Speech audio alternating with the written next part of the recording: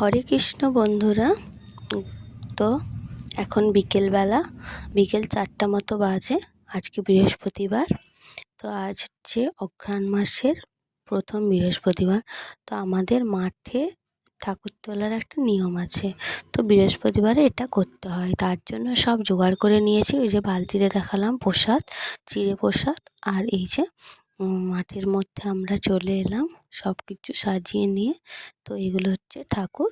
এই যে যখন আমাদের ধান কাটা হয় তখন এই 5 আঁটি মতো ধান আমাদের এখানে ঢাকা দিয়ে রেখে দিতে হয়, মাটি চাপা দিয়ে, কারণ ছাগলে বা গরুতে এগুলো খেয়ে নিবে, তার জন্য। তো এই যে আমার বড়মশাই এখানে পুজো টুজো সব করছে। এই ঠাকুরটা এই যে আমার ছেলে মাথায় করে নিয়ে যাবে, তাই জন্য ও তো বাচ্চা পারবে না, তাই জন্য ওদের বড়মশাই সব কিছু করে দিচ্ছে। এই যে পুজো ধূপ টুপ সব জ্বালিয়ে সব কিছু রেডি করছে। তো ওই যে ঠাকুরটা ওটা মাথায় করে নিয়ে যেতে হয়। আর যখন নিয়ে যাবে বন্ধুরা, তখন কথা বলতে নেই।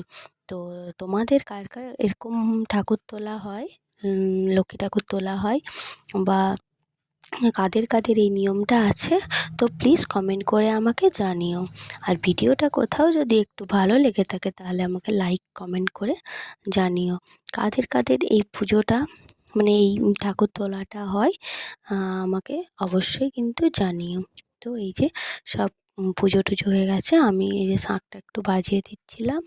তারপর এই যে ছেলেকে একটু সিঁদুর পরিয়ে দিচ্ছিল, কারণ ঠাকুর নিয়ে যাবে তো। তারপর এই যে ওর মাথায় তুলে দিল, ও নিয়ে যাচ্ছে। তো এই যে যখন নিয়ে যাবে তখন কিন্তু কথা বলতে নেই, ওকে আমরা বারবার ধরে বলে দিচ্ছিলাম, বাবু কথা বলবি না কিন্তু, কথা বলবি না কিন্তু। হ্যাঁ, আমি এই যে সবাইকে প্রসাদ দিচ্ছিলাম, ওখানে যতজন বাচ্চা থেকে বড় সবাইকে প্রসাদ দিচ্ছিলাম। ওই যে প্রসাদ দিয়ে তারপরে এই যে বাড়ি চলে এলাম আমরা। বাড়িতে এসে এই যে জল ঝাড়া দিয়ে ওই ঠাকুরটাকে আমাদেরকে ঘরে নিয়ে যেতে হয়। তো এইখানে এবারে ওকে 3বার ঘোরানো হলো, তারপর ঠাকুরটা আমরা যথাস্থানে রেখে দিলাম।